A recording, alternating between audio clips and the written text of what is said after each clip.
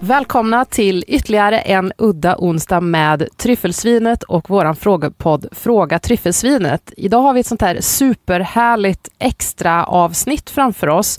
Det är nämligen så att ikväll när det här spelas in så befinner vi oss i slutet av april och vi står inför en superspännande provning med vår vinklubb. Det är nämligen så att Sylvie Poillot från Domaine de la Vougeraies har precis anlänt till Sverige från Bourgogne och då kunde vi såklart inte motstå frestelsen att bjuda in henne till vår podd. För vi har alla träffat henne förut när vi har varit på våra Tryffelsvinets-resor i Bourgogne och jag vill bara förvarna, hon är otrolig. Vår vinklubb som man kan gå med i om man känner att man också vill gå på de här provningarna, de blir man medlem i kostnadsfritt genom att gå in på www.tryffelsvinet.se och då möts man av en knapp där det står bli medlem.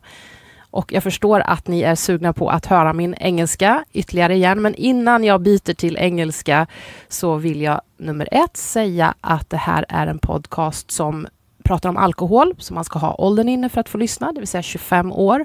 Och alla produkter som nämns, som ju då samtliga kommer vara från Domaine de la Vougeraies, de sker i samarbete med just tryffelsvinet. But I'm switching to English now, and I first like to introduce back my colleague Margaux. Welcome. Welcome, thanks. We saw you, very happy to have you. We saw you last time when we did this with the Grégory Patria from Jean-Claude Boissier, but now we have the most amazing company because we have Sylvie Poillot here. Welcome, Sylvie. Welcome. Is this your first time doing a podcast? Yes, first time. How do you feel? Great, exciting.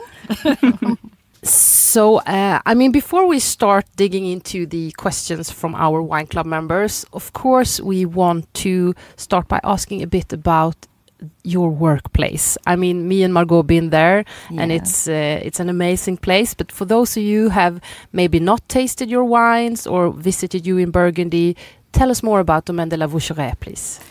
So, first, Domaine de la Vougeraies was created in 1999, which is quite young for an estate in Burgundy, and it belongs to the family Boissier. So every time Mr. Boissier is now 81 years old, every time he bought a company, there belongs some vineyards, and he decided in 1999 to take all the vineyards and the one estate, Vougeraie, Domaine de la Vougeraies. So the name of Vougeraie, it's because at the beginning, so in 1999, we had a lot of vineyards near Vougeot area, and especially Monopole, which is the Clos Blanc. Vougeot Premier Cru, le Clos Blanc. So that's why the name is Vougeraie. It means the house of Vougeot. Ah, I have been wondering. Did not know about that. It's never too I late did to learn. not. I'm from Grums in Värmland. I know. Oh, but that's amazing. But so how many hectares do you own? Today we have 52 hectares, 0.15, and we have 41 different appellations. And which is amazing, we have 6 monopole. Monopole means that we are the only owner of the entire appellation, which is quite rare in Burgundy. But it must be so hard to be at all those places at the same time. I imagine during harvest. Oh, exactly. This is the most complicated work, during the harvest, because we have totally 177 different parcels.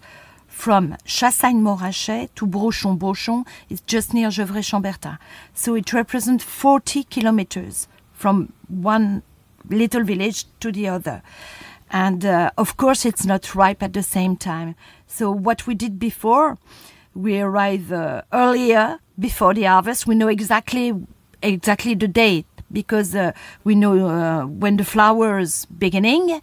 We say after around 100 days, we will start the harvest. Depends on the weather, depends on a lot of different things. But we came earlier, and then we made the maturity control.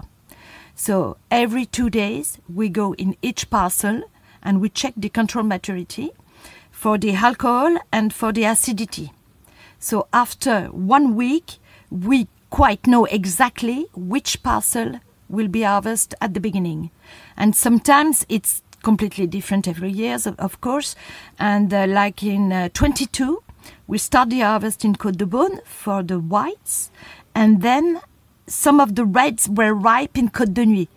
So that's why we have now 3 teams to make the harvest. So we can put the 3 teams 3 days after. So it's completely different. And last year, it was very long last year, because we have started with Côte de Beaune, and then we go in Côte de Nuit, and then in Haute-Côte. So last year, the harvest was in 1 month and 1 day, which is That's very crazy. long. Did you get any sleep? No, of course. No sleep. No sleep during harvesting and vinification. So last year it was 2 months. But how do you then get the grapes to the winery quickly? Is it by tractor or by a truck or? Truck. Yeah. Truck. So it's done by hand, of course, in little cases of 20 kilos. And then we put 50 cases on the truck. And they go in Promo Prissé. This is the center of all the parcels, Promo Prissé. This is where the winery is. So no more than 20 minutes from the parcels, they can go in the winery. And if it's, we start very early, because now with the climate who change, it's very warm. So we start at 6:30 in the morning and we finish at 1 o'clock. So if it's too warm, we can put the grapes in refrigerating, and then we make the sorting table just after. I mean, that says something about how small Burgundy is, even though you have so many parcels. You said they're only 20 minutes each maximum away maximum, from... Yeah. Yes, maximum. That's amazing. Yes, because we have one parcel, it's 1 minute from the winery. So Which one is that? it's L'Écluseur. Okay, L'Écluseur, it's a regular Burgundy, and it's just behind the estate. So as you can see, I have many questions myself. We need to go into the listeners' questions, but I just have one more question about you, Sylvie. How long have you been working since the beginning? What's your background? Please tell us. Oh, since long time. Because I arrived at the estate in 2002, which is very long. I'm not in the wine business at the beginning, because I was doing the catering. I was doing school catering, and I was at the Bristol Hotel. It's a palace in Paris. I was a sommelier there, and then I came back to see my brother. My brother has got 2 restaurants in Burgundy, so I was working with him. And then after, Mr. Boisset asked me, can you come? I've got an estate. It will be great if you can take care of it. And I said, okay, I will try. So at the beginning, it was quite small, not very small, but only 30 hectares. But now it's 52 hectares, so it grows very slowly. So that's why... No, I'm happy. Are you born in Burgundy? Or? Oh, yes, I'm born in Marsanais. Marsanais, it's a little village just near Gevrey-Chambertin. And all my family are in Burgundy. Yeah. So it was a bit of a return home after moving to Paris. Yes. Exciting. And how did you know Monsieur Boisset? Or did you not know him, but he knew of you? Or he came a lot of time at the restaurant where I was working with my brother. And yes, I would like to change the work, to change totally my work. I think it was the good time at that moment. And he gave me that chance because, I was nothing to do with the wine. So it was a great experience. You must have made quite an impression then, I guess. Yeah, I don't know. And, now he gave me the keys of the estate, and I can do not what I want, but nearly what I want. What's the best thing with your job? Every month is different. The best thing is, I would say, I'm excited when the harvest will start, of course, because this is the most busy moment. I like, when the winter is coming, because we have to do another work in the vineyard. I like going in the vineyard, to see the vines grow and everything, and last year it was Yesterday it was different because we had the frost. Well, we thought we had the frost, so it was exciting because we don't know if we have to light the candles or not. So, we have so many different things during the year, so each moment is exciting. So you're never bored as a winemaker? There's always something new coming up.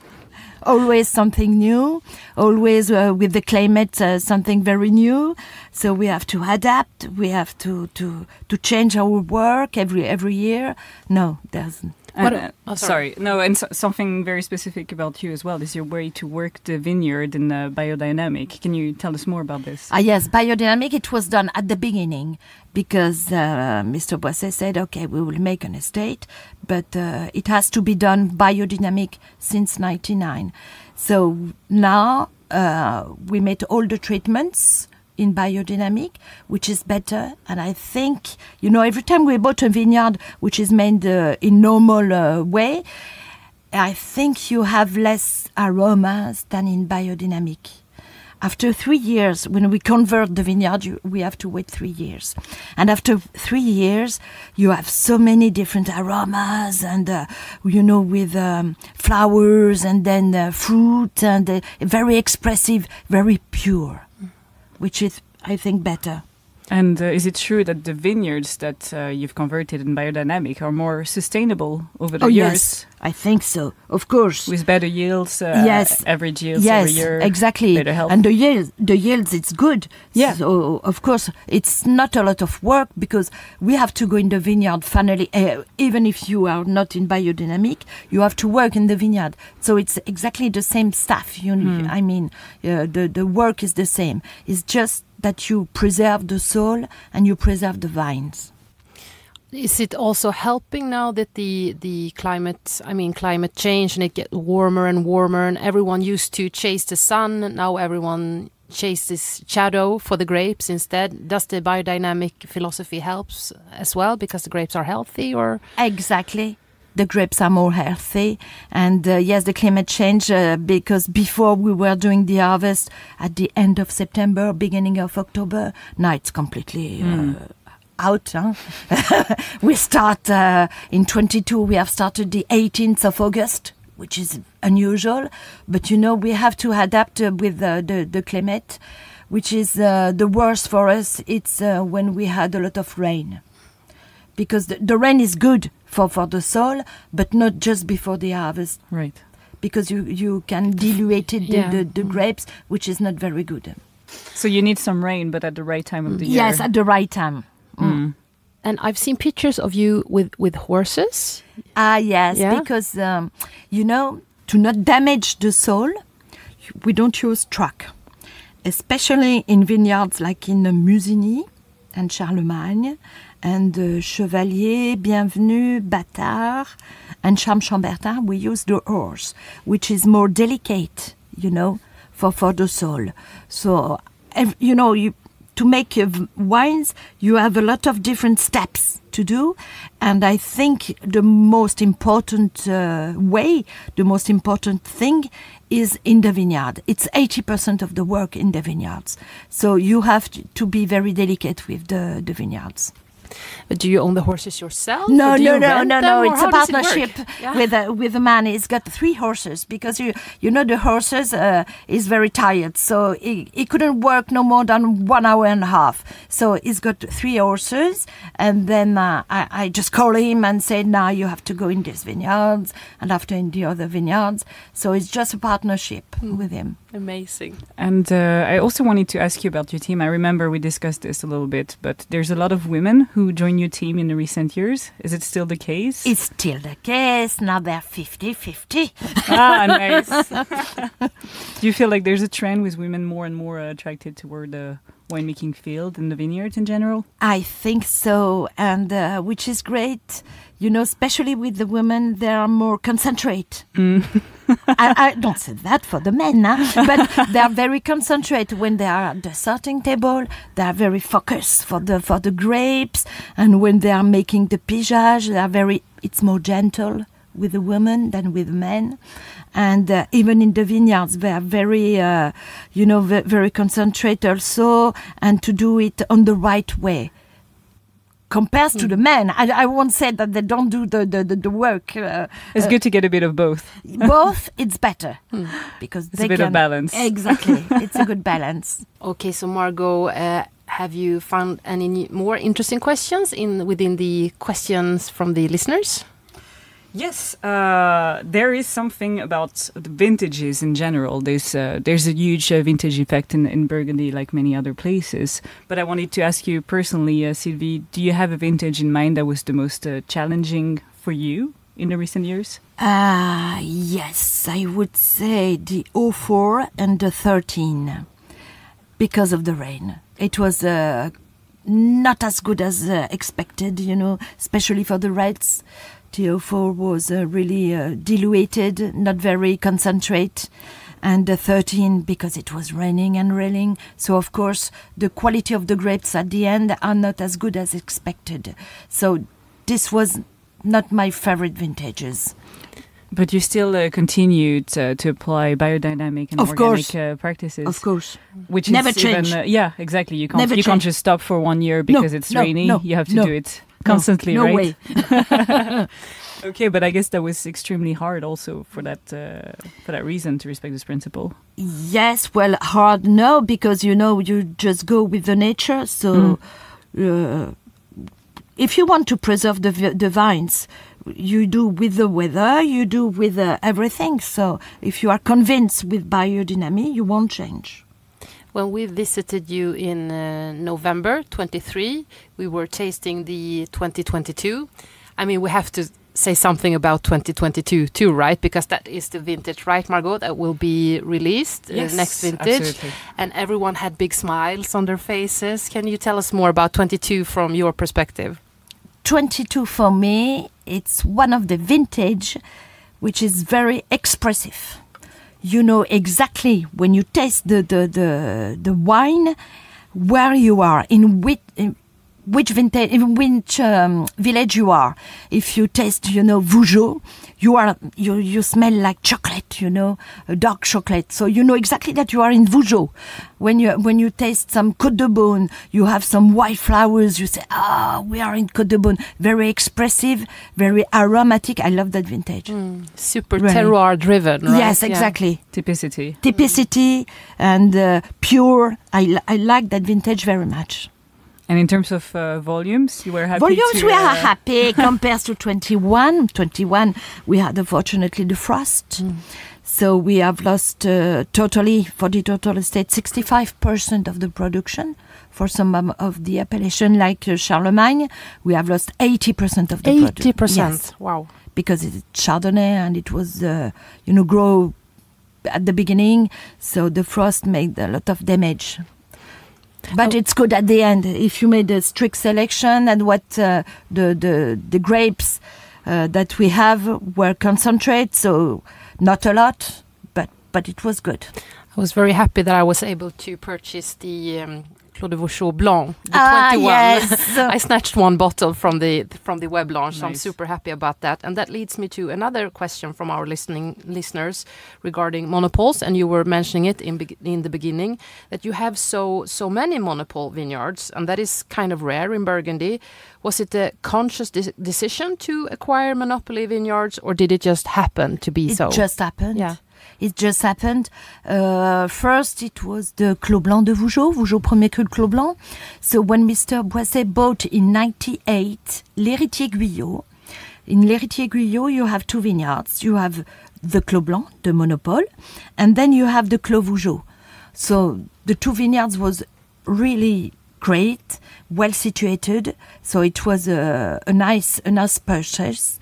And then he had also another monopoly. It was Vougeot Clos du Prieuré in red, in white. And then after another monopoly, it was the Nuit Saint-Georges premier cru Clos de Torret. So it belongs before to Rodet, Antonin Rodet.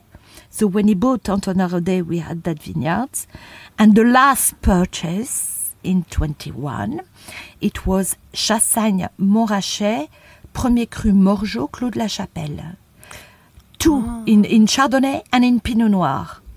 So totally it represents 4 hectares and half, 3 hectares and half of Chardonnay and 0.98 in Pinot Noir. So, which is great because, before in Chassagne-Montrachet, you can find only Pinot Noir. It's because they had a lot of demands that the wine grower take off the Pinot Noir to plant Chardonnay.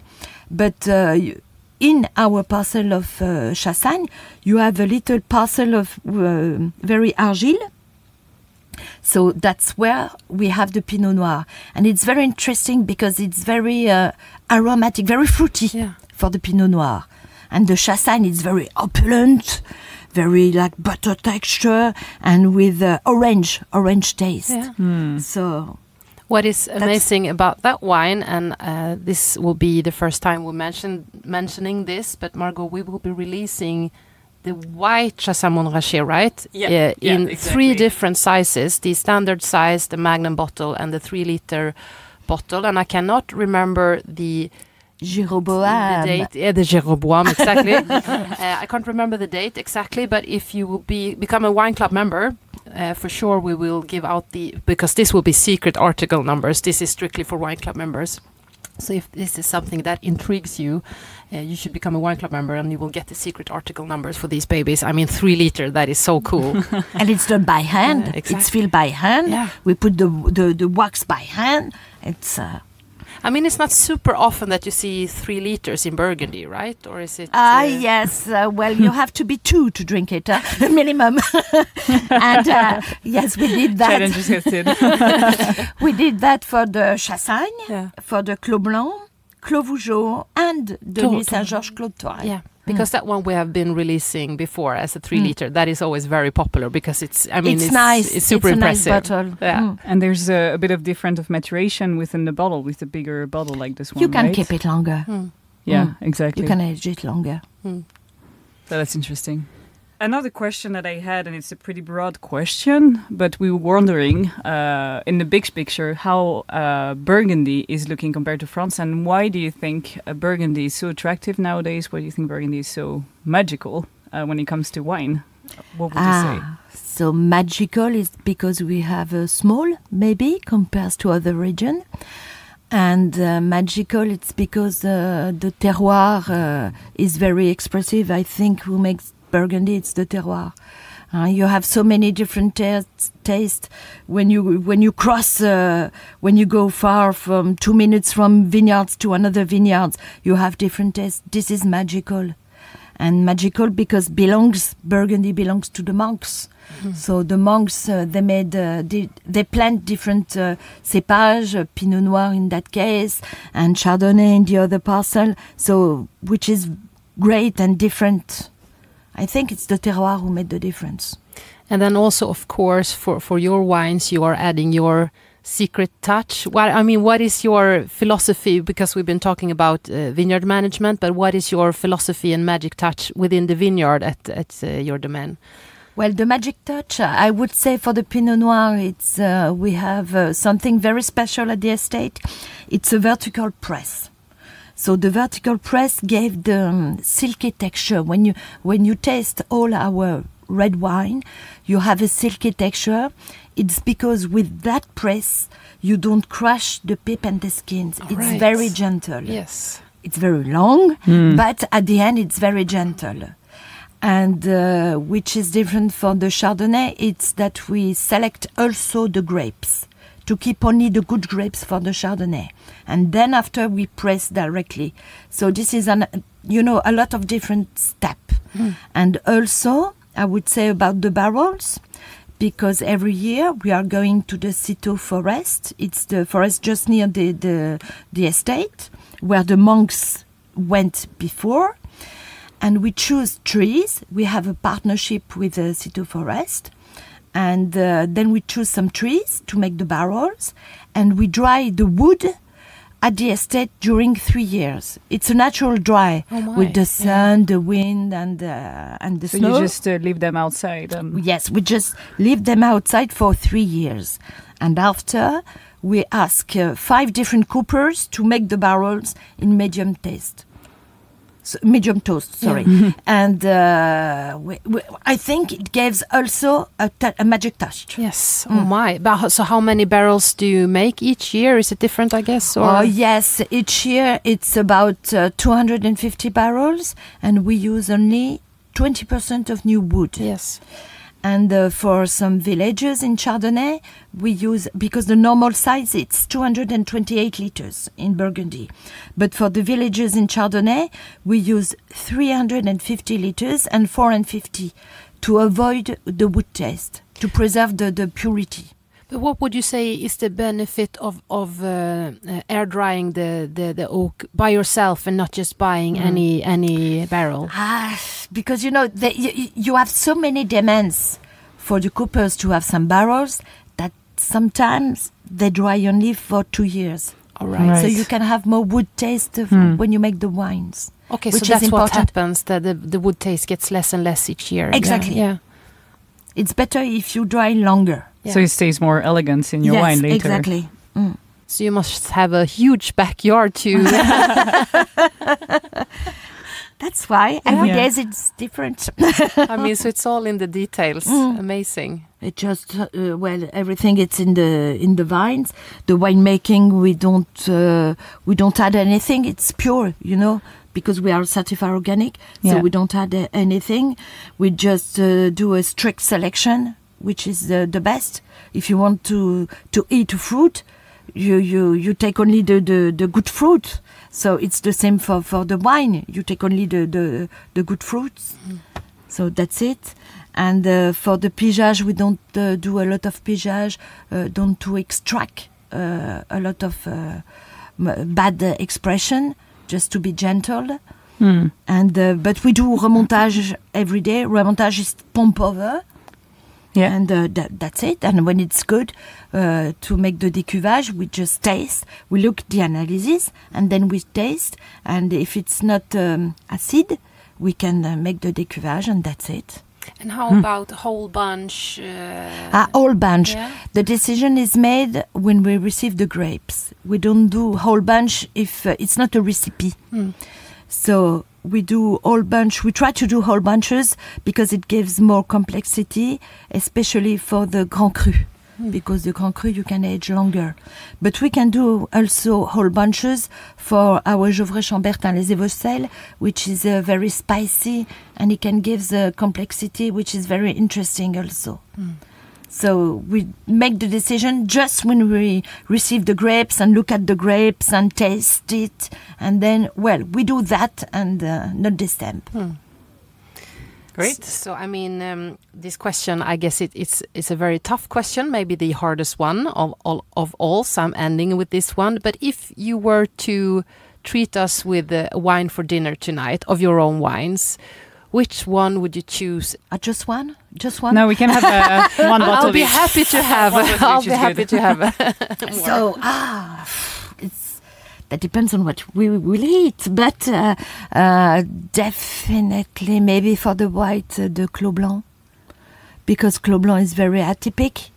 You couldn't find it anywhere. It's a mix of different. When you taste it, you have something very different. You have a minerality like you have in the Chablis. You have butter texture like you have in Meursault. And it's very long like the Bâtard and the Bienvenue. So I think because of that, the Clos Blanc. And it's extremely special wine as well. It's very special because it's not in Côte de Beaune. Yes. It's a white in Côte de Nuit. And it was the wine that the monks, when they were established at the Clos Vougeot 9th century ago, and they have decided to plant Chardonnay and not Pinot Noir because it's very mineral in that parcel. And they decided to drink it when they celebrate the mess at the church. Yeah, the mass. Yeah, nice. Only the best. Yes. And for the Pinot Noir, there are so many. It's a difficult question. Huh? Yeah. I would say maybe the Charme Chambertin. Because it's a Grand Cru and because it's the oldest vines of the estate, 124 years old. Impressive. So very, very complex, very concentrate, and always in a good health even in 21, no frost in this parcel. Wow. How come? I don't know. I don't know. It's a miracle. I don't know. Protected by the monk's I don't know. spirit. I don't know. This. I'm always a big fan of, you mentioned Claude Touré and also Damode. Damode. Yes. Yeah. Claude Touré, because it's very fruity and it's very long life. And Damode, very complex. It's 5 minutes walking from Claude Touré, so it's not very far. It's in Vosne-Romanée because Nuit Saint-Georges, it's very long. It starts from Comblanchien to Vosne-Romanée.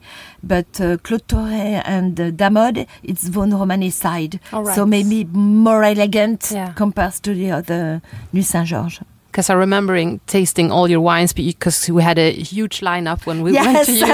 And I thought to myself, oh, this is my favorite. And then I went to the next one. No, this is certainly my favorite. So it was such a amazing lineups. So I can't wait to have the 2022s. And Margaux, you are responsible for these wines. Tell us, when will they start to show up? Well, the 2022 have been bottled already, I believe. 2 weeks ago. 2 weeks ago, so it's very new, and we're looking forward to have them by the end of the summer. Oh my! I believe so. Available very soon on our happy Swedish market, and thank you so much. And it's a great vintage. Yes. Very exciting to have them, and as you mentioned, we tasted them a few months ago, already very young, and they were showing so much expressivity, typicity, and richness and power already, while staying elegant in your style of winemaking, Sylvie. So very exciting, and looking forward to taste them again. And I'm very excited that we had time to do this. You have a very busy schedule here in Sweden, and I would like to thank you very much for this. If some of you listeners want to check out our Instagram, of course we will put some pictures of us and Sylvie, and I will also add some links so you can read even more about Domaine de la Vougeraie and check out all of the nice wines, because we do have some wines available if you can't wait until the end of the summer. So thank you so much for this. Thank you. Vi hörs om 2 veckor igen. Tack så mycket. Thank you. Thanks.